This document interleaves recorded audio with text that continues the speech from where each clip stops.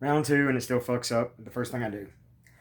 So, you ain't gonna believe this. I just recorded 25 minutes where I just sold my soul. And just told y'all how much I fucking love you and did all this. So, you ain't getting that. What you're getting is a review of the Talking Shop of Mania. It's a pay per view that was August 1st on Fight TV for $14.95. Label out. There we go.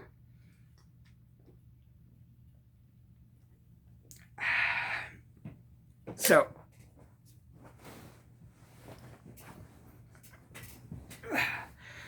the the show was amazing. They started out with a just kind of their podcast going on, saying, "What the fuck did you get us into, Gallows?"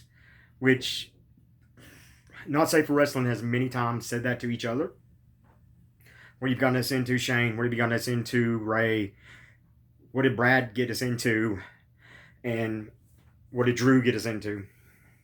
But Gallows used his own backyard, and they used their own money and put on a pay-per-view.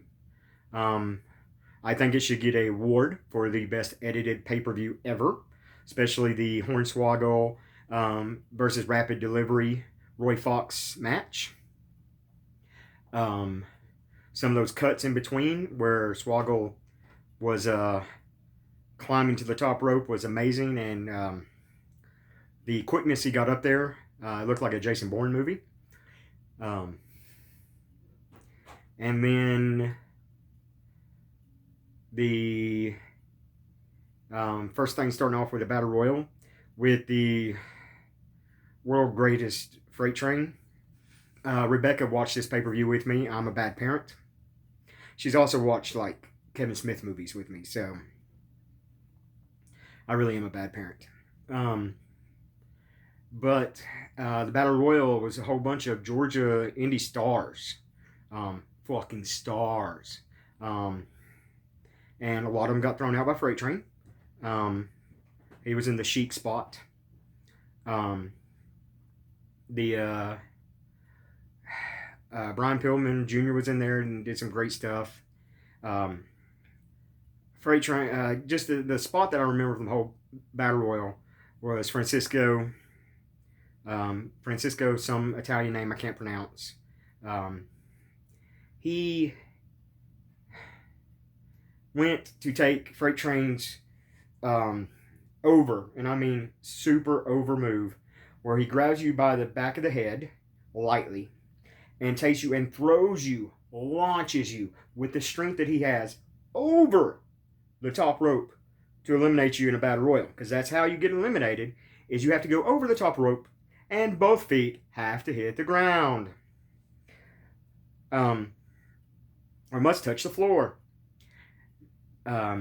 Francisco went and got tangled up in the ropes. So he went back and grabbed Freight Train's hand and put the claw on himself and then got tossed out again. And that's what I remember because that was such a memorable spot. And that's the thing you do with battle royals is you make memorable spots. That's the only way to get over. If you're not going over in a battle royal, that's the only way to get over in a battle royal. I will touch on what happened to me this week, by the way, later on, because I don't want to start crying during the review like I did last time. Yes, I did. You will never see that video. It's erased from my phone. Actually, not on purpose. I would have shared it because I'm a man and men can cry. The next match was Ringgold's own Nature Boy, Paul Lee, coming in his sweet vet with a Nate license plate. Pulled it right up on the curve, as a true asshole would. And he wrestled Frank Jobber Guy, which was Francisco again. And they proceeded to do the most 80s match you have ever seen. And it was amazing. Worked a headlock for most of the pay-per-view, all over the grounds. And just, I'm pretty sure that if I had been wrestling somewhere in this card would be I was supposed to be on this match, or supposed to be on this show. I got a lot of the WrestleMania was up here. Shout out to JJ's that for some reason donated to my GoFundMe. But a lot of the Monstrosity Wrestling and the Six Flags Wrestling, a lot of guys that were on that were also on this, which Luke was on the Six Flags also. But like I was saying, if I had been doing more shows, I was probably post to be somewhere on this card. And probably because I'm from Fort Oglethorpe, Georgia, Rossville, Georgia, Chattanooga, Tennessee, whatever you want to say, Chickamauga, Georgia. Since I'm from there, I probably would have been with Paul. So I probably post to wrestle him. And Francisco when I had to do double duty, but he's a journeyman. He was wearing his sweet gear that him and Plunkett wear, pretty sure, at least the jackets, and 18 layers. And Francisco's a fucking tree. Even my wife was like, he's a tree. It's funny, my wife came in here just to watch Paul's entrance and all this, and she was just laughing about how many people we know, how many people she knows on that. That's what makes her always laugh. Sorry about my voice. I had surgery Monday, and they had to do a ventilator. And then I've been in the hospital with cold, damp, or not damp air, but no moisture air. So I'm sorry if I sound like shit. I mean, fuck, I sound like shit anyway, and I cut good to promos. So that's my whole gimmick.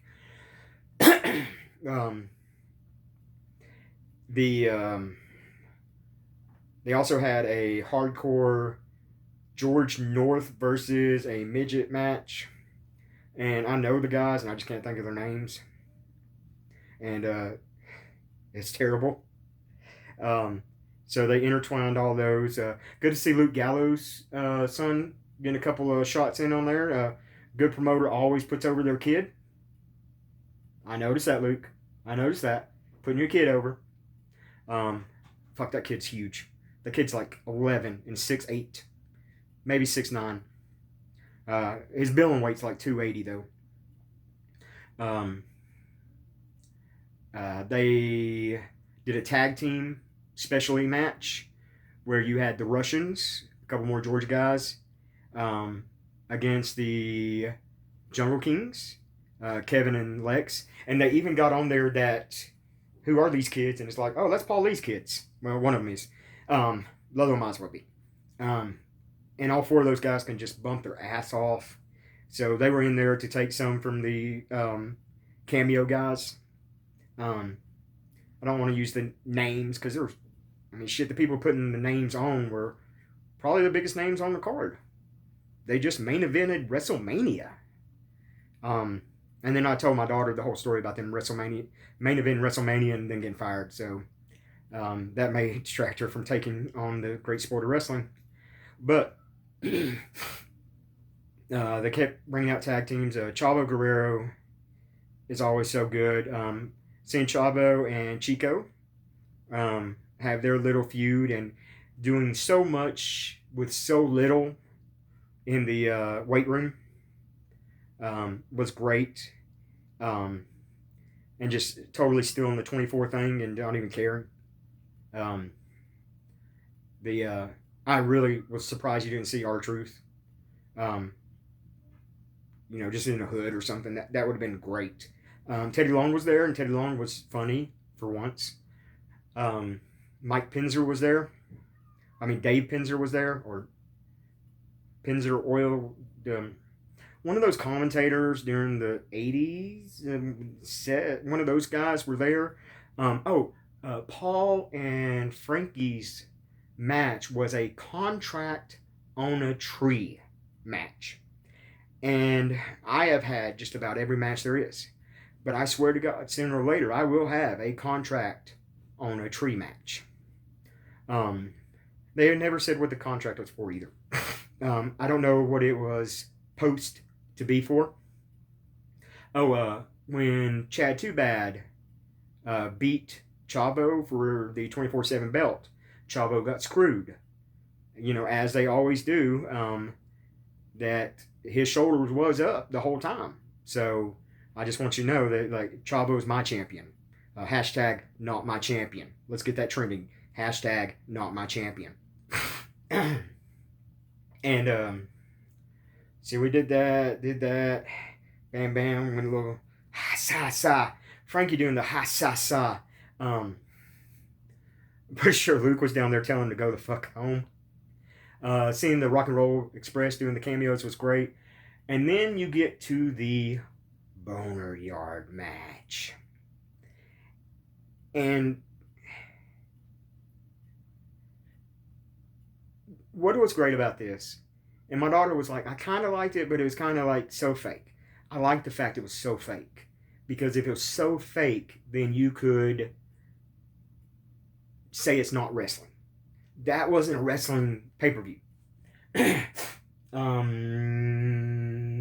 Let's even see if they say it's a wrestling pay-per-view at all. It's on Fight TV, or the Fight app, sorry. Talking Shop comes to life on your screen, with the biggest stars of professional wrestling. It's a booze-soaked wrestling event. Little people, large women, and Sex Ferguson. But yeah, it was a comedy pay-per-view. And it was a great pay-per-view. The $14.95 price point was genius because that was exactly what you wanted. It's an hour and a half. You know what I mean? You're gonna let's face it. If I go to Redbox and they're what $2 a day for Blu-ray movies, I'm gonna spend $14 on that 2 hour or the hour and a half movie because I'm gonna forget to bring it back. So, I mean, that's about the same price as getting a movie for me, really. And just really, it was just a great entertainment. They always tongue-in-cheek, never took themselves seriously. Just, like I said, I cannot put this over so much. Like, Tyler Sutton was telling me how much he liked to see how happy I was about this, and I was. That's one thing. They only had one referee. And I just want you to know that I think with them only having one referee, that Tyler Sutton was dearly missed. I mean, he should have been in that pay-per-view. He was probably supposed to be in there. So let's get to the Boneyard match. You know, it's kind of a parody on the Boneyard match, which they fucking main evented Wrestle fucking Mania with AJ Styles and The Undertaker. So there was a whole bunch of cameos on this. And first it was first Chad Too Bad came out in his dancing singlet and came out in a hearse and had druids, and the druids dropped the coffin, and that was great. Just hilarious how they did it. Once again, best edited pay-per-view ever. And then Sex Ferguson comes on his quad, which you see on all his YouTube shows and all his Twitter stuff. Just really enjoyed just the setup. Jim's just talking trash. Them just saying, hey, sorry, that was a little stiff. I don't know how to work. Hey, sorry, I haven't worked in 3 months. Sorry, that was a little stiff. Why the fuck you get in my ear again? Come on, lay off my ear. The cameos were hilarious. Ricky and Robert coming in there and Ricky was like, what the fuck are you two jobless motherfuckers doing? And that's Ricky Morton. They didn't write that line at all. That was just like, hey, Ricky, when we turn the camera to you, you say something. Enzo cutting a promo was amazing. Just him teaming with the son of Brian Pillman and doing the Dollywood Blondes for the Henrys up at KFW in Pigeon Forge. I don't know when he'll be back up there again. Check out KFW. They've been doing some good stuff, and I mean, my boy Shane Daniels has ran rampant on that forever. They pissed Ray off, so Ray won't go back. But then they set up a merch table because they're really playing Mike Jackson, I think. Johnny Swinger, speaking of Mike Jackson, came in his whole swinger gimmick, and Sex Ferguson called him out on doing his damn gimmick in Impact, which I've said before that he's doing his damn gimmick in Impact, but Swinger's been doing that since the 74. So you can't blame Swinger for just doing the gimmick he did back in the day. I think that's how it goes. The jump kicks and the karate shit from Chad Too Bad was amazing. The stuff that you can do. Fuck, guys, it hurts. Fuck. And then the cameo by Eric Paris. His cameo showing up, and then Luke Gallows going, "Hey, ain't that Eric Paris?" And then hitting Eric Paris and being, like, "Yeah, it was AJ's old boyfriend." Hit him. He's like, he sure could bump though, and a lot of people said that. So it's always good to see Paris getting a payday at his. I think he's older than David Young actually, so getting at that age where you don't have that many paydays, but I don't know if he's quite older than David Young, but he's close to it. Really expected to see David Young on that because, I mean, fuck, you dug up everybody else. I'm pretty sure David Young was post to be on there. Watch the beginning of the Paul Lee match, the entrance, and when he's going underneath the ring and stuff, and you'll see why that joke is funny to me. It's the Ringgold accent. It's that Chattanooga Valley accent. That Ridgeland accent. And then the tombstone on top of the hearse with Chad Too Bad farting. I'm pretty sure Ben Thrasher called that spot one time when I had him up for a tombstone and I dropped him. We sat up there and was calling spots. I was holding him. And then they do the dream sequence, and the Bucks showing up was amazing. And that's a true story. They check out on Talking Shop YouTube or Talking Shop on MLW. I've been a Talking Shop since literally the first podcast. You can ask my wife. I've made her listen to the worst podcast ever. I've made her listen to almost every show. I love these guys. I'm a huge mark. So this was no doubt. I've had this $15 saved since I found out about this. And then them doing the burial job and spoilers, Luke putting himself under. Because all good promoters will put yourself under on the first pay-per-view so you can get back for the second. I'm really hoping for Summer Talking Shop or Talking Shop Slam or whatever they're going to call it, that they form the tag team back again. It's Sex Ferguson and Chad Too Bad were, if you go down the list of tag teams in history, there's maybe a handful of better tag teams than them guys, Sex Ferguson and Chad Too Bad. There's the Rock and Roll Express, and then there was the Midnight Express, the Suntan Demons, and the Brainbusters somewhere in there. You can just intertwine all them to figure out. But it's Sex Ferguson and Chad Too Bad. They never just had that solid run to just make themselves that greatest tag team ever.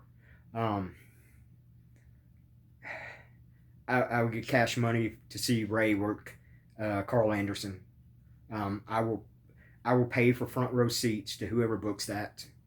And I will sit there as a fan. So if you don't want Drew Game booked, that's how you do it. But overall, I give this pay-per-view a 10 stars. And that's with the Tokyo Dome ratings. Because it was in the middle of Georgia, it gets a little pulling down. But yeah, that's a 10-star show. Thumbs up. 100% of the people I polled. And then so that's the review of that. I hit right at 20 minutes, so let's go into my penis surgery. So I've had kidney stones for a while, if anybody had been watching, and they've not been fun. And with my kidney stones, I've had to have lithotripsy. This is where they shoot ultrasonic waves and try to bust up these large kidney stones. I had a kidney stone basically the size of a marble, 11 by 17 millimeters. And they've been trying to bust it up. I've had my third lithotripsy on July the 20th.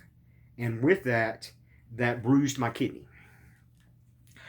And when you bruise a kidney in a male, that sometimes gives weird reactions. And sometimes those reactions are blood flow to places, and the blood flow stays in those places for longer than they should. Some people take some chewable tablets for this type of blood flow, or some, little blue pills. I did not. And I didn't even take testosterone replacement stuff for the last month, because I knew with this kidney lithotripsy. So from Thursday to Sunday, I was very uncomfortable. I go to the emergency room. Thursday, I go to get an x-ray. I go Friday to the emergency room and get some medicine. They send me back home. Very uncomfortable then, but not terrible. Saturday, I really just tried to take medicine and wait it out. Tried to be hard-headed. Julie's been going a mile to nothing, just doing everything she needs, and I've not been there as much as I could at all. And Julie just needed a day of rest, so I let her sleep all day. I slept all day. Sunday morning, I woke up and still was very uncomfortable. And she said, "Okay, let's go to the emergency room." Went to the emergency room and spent 4 hours. Guys, let me tell you, if you say that you are uncomfortable in that area from Thursday to Sunday, they will quickly put you to the back. If you don't say that, and just, kind of afraid to say, embarrassed, I guess would be the word. By the way, I have no shame now. Like, I have less shame than I had before. Just letting y'all all know that very quickly. But I'm going to try to be very frank on this one. I'll be Drew, but Frank has a better way of explaining stuff. Probably the Frank that was post to Wrestle Polly. So I went to emergency room. 5 hours later, I got taken to the back. And within an hour, I get transferred to Memorial downtown at the hospital I work at. When I get there, I get met by my oncologist partner. Not the guy that did the lithotripsy, but the other partner in the practice who was his night on. And they immediately started draining blood from my uncomfortable area. And if you've ever been to the hospital and have to sit on the bed, sometimes they put these puppy pads, I guess would be the word, down, that are about 3 foot by 2 foot. And I soaked 8 of those puppy pads with blood from my uncomfortable area through different needles and basically the same thing that they put in where they're taking blood out of your arm, where it's just free flowing and you put the little cap on. They were pushing blood out that way, And then at one point they had said, okay, we've now got to make an incision with our scalpel on either side of your urethra. And I'm sorry, I can't speak doctor. That was the most painful thing I've ever felt. I was on over 1.5 milligrams of Dilaudid at the time, probably by then, and a lot of local medicine down there, and I still felt every bit of it. After that, he decided to quit. Apparently, doing that bedside is very uncommon. It is something that nurses train for, but very few ever get to do it. In fact, you really can't see many videos on YouTube about it because it's that rare. He told me that the next thing is to go to the operating room next morning. So he loads me up on painkillers again and takes me to the operating room. Who's at my door? I think I have animals at my door. Or I may have little girls or... Who's at my door?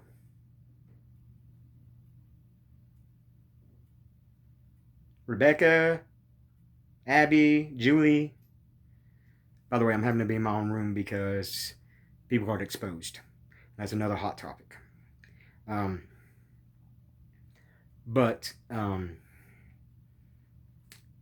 Monday morning, I woke up at 6 in the morning to them saying, all right, time for emergency penis surgery. That is not a great thing to wake up to. Especially when you can't have anybody there. And it's scary as fuck. I'm not a scared guy at all. I'm very, I have faith, and if you can't tell, I'm a tough SOB from the night before. In fact, I'll say I'm the toughest SOB in wrestling now, because no other man will go through that.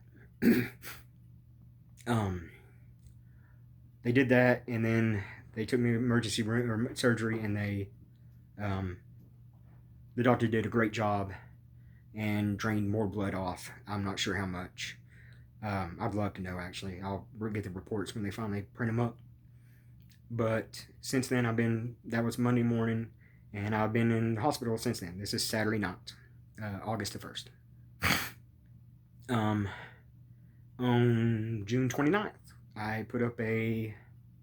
let me tell you, too. I love working at Memorial. Memorial took great care of me. Every nurse there, every CNA, every EVS, every nutritional services, every LPN, every doctor, every nurse practitioner, every CNA, every nurse tech, every scheduler. I love working there because we have such great staff. Short-staffed, but we have such great staff. So, Friday, the 29th, right before the first of the month, Carney, I put up a GoFundMe, but a fundraiser on Facebook.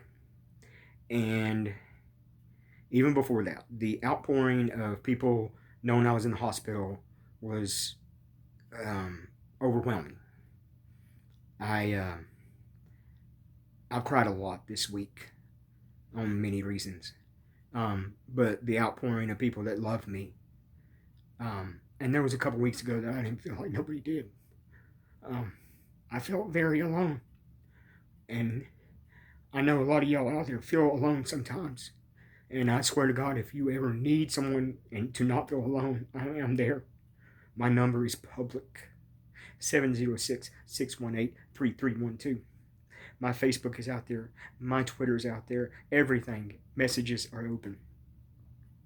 I would rather have a conversation with you than speak at your eulogy. Because I'm a really good eulogist. I think that's a word. When I put the fundraiser up, I put for $200. Before the night was over, before a few hours, it was over $200. I raised it up again. The other thing is people kept asking me for my PayPal. and I put my PayPal out there, and there's been a lot of donations through that. My PayPal is andrewjgermain@gmail.com. And I do have a Cash App too, but I don't put that out there because there's a lot of ways you can get that hacked.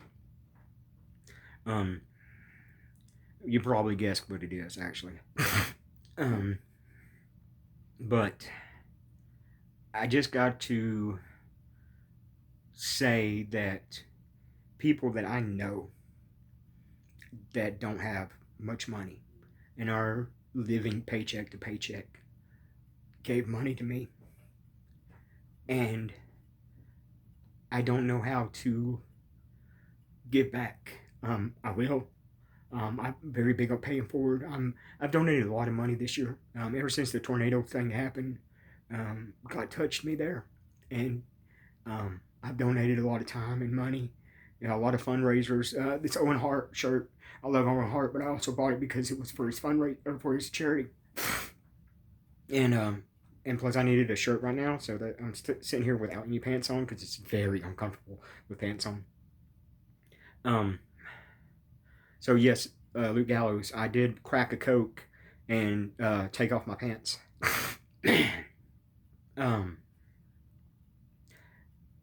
I could shout out some people that gave more than they really should. I'm not going to.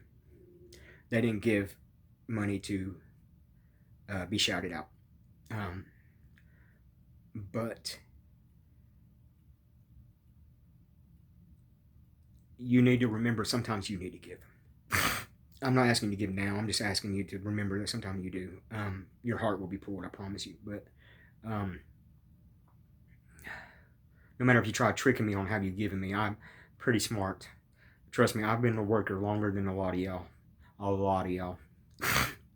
Alright, so I'm not going to cry on this one. I'm back at home again. With my girls. With my animals. My son's down in with his mom. My two older kids are living in their houses with their families. Super proud of all my children, my grandchildren. And if I would have passed that day, the impact I made through them, I could live with. Or that would have been a good death. That would have been an honorable death. But the Lord chose not to. I don't know if you know, there's not many muscles down or stuff down there to stop bleeding. But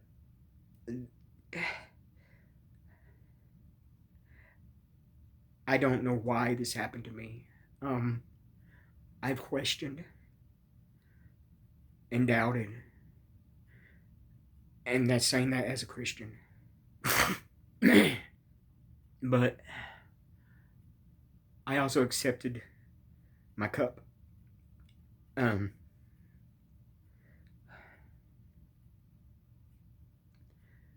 My fundraiser's still going. I don't go back. This is the Saturday. I don't go back to see the doctor till late next week. Sorry, I'm getting tears, and I don't go back and see that till then. So I don't know when I'll go back to work.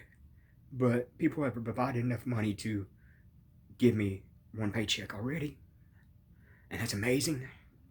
I've got to pay bills, and because of this COVID exposure,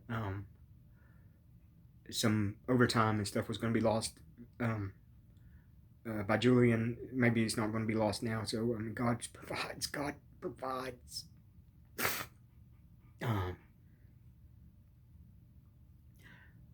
So the reason I love Memorial 2 is the fact that at the elevators that are mainly for the employees, there's a little sign that says, "Have you thanked God today?"